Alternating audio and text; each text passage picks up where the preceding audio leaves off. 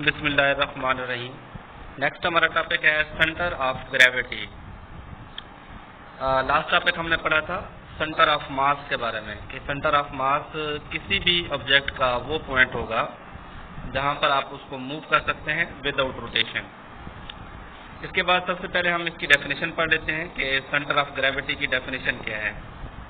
कहता a point where whole weight of the body appears to act vertically downward, कि ऐसा point, ऐसी जगह जहां पर पूरे जिस्म का जो वेट होगा या जो वजन होगा वो वर्टिकली डाउनवर्ड एक्ट करता हुआ दिखाई दे, तो ऐसे पॉइंट को हम नाम देते हैं सेंटर ऑफ ग्रेविटी का। अब जरा इसकी एक्सप्लेनेशन की तरफ आते हैं। यहाँ पर हमें एक ऑब्जेक्ट दिखाया गया है और लास्ट टॉपिक में जब हमने पैरेलल फोर्सेस या लाइक पैरेलल फोर्सेस पढ़ी थी वहाँ पर हमने देखा था कि ये हमारे पास एक ऑब्जेक्ट है। अगर इस ऑब्जेक्ट को देखा जाए तो ये large number of small particle पर मुश्तमिल होता है, मतलब इसमें छोटे छोटे पार्टिकल्स होते हैं और हर पार्टिकल के ऊपर फोर्स ऑफ ग्रेविटी लग रही होती है डाउनवर्ड। यहाँ पर देख सकते हैं एरो साइन के साथ, यानी कि हर एरो साइन ये ज़ाहिर कर रहा है कि इसमें मौजूद हर पार्टिकल के ऊपर फोर्स ऑफ ग्रेविटी लग रही है। तो इसका मतलब है जो हमारा सेंट्रल पॉइंट होगा, और हाँ इसके अलावा ये भी हम कह सकते हैं ये तमाम पार्टिकल की जो फोर्सेस हैं, फोर्स ऑफ ग्रेविटी जो है वो एक दूसरे के पैरेलल भी हैं।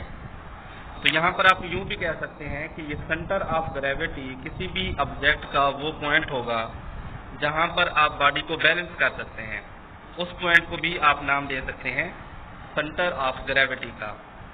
या आप यूं कह सकते हैं कि ऐसा पॉइंट आपने फाइंड करना है जहां पर आपको महसूस हो कि अब इस जगह पर इस बॉडी का पॉइंट जो है वो अमल कर रहा है। इसकी एग्जांपल हम ऐसे लेते हैं जैसे बच्चे जो होते हैं क्लिप बोर्ड के साथ खेल रहे होते हैं, मतलब उसको एक फिंगर के ऊपर घुमा रहे होते हैं, या फुटबॉल को अपनी फिंगर के ऊपर घुमा रहे होते हैं। तो जिस जगह पर आप फिंगर रखते हैं वहीं उस फिंगर वाले पॉइंट के ऊपर आपको उस पूरी क्लिप बोर्ड का या उस फुटबॉल का वेट महसूस हो, उस पॉइंट को भी आप नाम दे सकते हैं सेंटर ऑफ ग्रेविटी का। इसके बाद हम नेक्स्ट मूव करते हैं कि सेंटर ऑफ ग्रेविटी मुख्तलिफ ऑब्जेक्ट का आप कैसे फाइंड कर सकते हैं। यहाँ पर कुछ शेप्स हैं, उनके हवाले से आपने सेंटर ऑफ ग्रेविटी देखना है। तो यहाँ पर सबसे पहले हमें दिखाया गया है एक रॉड है, या आप इसको सिलेंडर कह सकते हैं, ये एक सलाख है। इसका सेंटर ऑफ ग्रेविटी कहाँ बन सकता है? तो इसका सेंटर ऑफ ग्रेविटी वो पॉइंट होगा अगर आप इसको एक फिंगर पर रखें और इसको बैलेंस करने की कोशिश करें। फर्स्ट करो ये हमारे पास पॉइंट है, इस जगह पर आके ये ऑब्जेक्ट जो है या जो हमारे पास सलाख है या जो रॉड है इस जगह पे आके बैलेंस हो जाता है, मतलब ये लेफ्ट या राइट मूव नहीं करता बल्कि एक जगह पर ये रुक जाता है। तो इसी पॉइंट को हम नाम दे सकते हैं कि ये सेंटर ऑफ ग्रेविटी होगा इस रॉड का। तो सिमेट्रिकल ऑब्जेक्ट यहाँ पर लिखा हुआ है, centre of gravity of some symmetrical object. Symmetrical object का मतलब ये होगा कि वो तमाम ऑब्जेक्ट्स जिनको आपने मुख्तलिफ शेप्स का नाम दिया हुआ है तो वो सिमेट्रिकल, या उर्दू में इसको कहते हैं बाकायदा अशकाल, मतलब जिसको जो शेप्स आप इस्तेमाल करते हैं, आप ज्योमेट्रिकल शेप्स भी उसको कह सकते हैं जिनको आपने नाम दिया हुआ है, जैसे कि स्क्वायर शेप है, रेक्टेंगल शेप है, सर्कुलर रिंग है, ट्राइएंगल है, एक्सेट्रा। तो यहाँ पर हम मुख्तलिफ ऑब्जेक्ट का सेंटर ऑफ ग्रेविटी फाइंड करेंगे। तो यहाँ पर सबसे पहले नंबर पर हम सेंटर ऑफ ग्रेविटी फाइंड करते हैं, ये हमारे पास स्क्वायर शेप है और दूसरे नंबर पर है रेक्टेंगुलर शेप।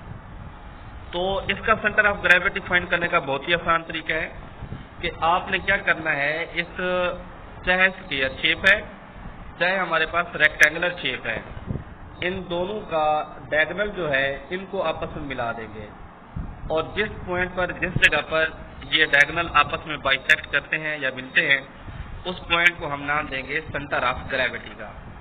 इसी तरीके से ये दरमियान में दिया हुआ है एक स्फीयर शेप है, एक आप गोला कह सकते हैं, सॉलिड ऑब्जेक्ट है, तो इसका सेंटर ऑफ ग्रेविटी इसके सेंटर को ही कहेंगे। या आप यूं भी कह सकते हैं कि अगर हम देखें एक तरह का सर्कल बन रहा है, अगर हम इसके डायमीटर निकाल लेते हैं ایک یہ ڈایامیٹر ہے اور دوسرا یہ ڈایامیٹر ہے، یہ دو لائن، جہاں پر یہ دو لائن آپس میں بائسیکٹ کریں گے یہ اس کا سینٹر آف گریوٹی ہوگا۔ اس کے بعد آتے ہیں ہمارے پاس دو اور شیپس ہیں، 3 شیپس ہیں، ان کا سینٹر آف گریوٹی فائنڈ کرنے کا کیا طریقہ ہوگا۔ اب دیکھتے ہیں ہم ٹرائی اینگل کو۔ ٹرائی اینگل کا سینٹر آف گریوٹی فائنڈ کرنے کا طریقہ یہ ہوگا کہ آپ نے اس کے جو میڈینز ہیں ان کو آپس میں بائسیکٹ کروانا ہے۔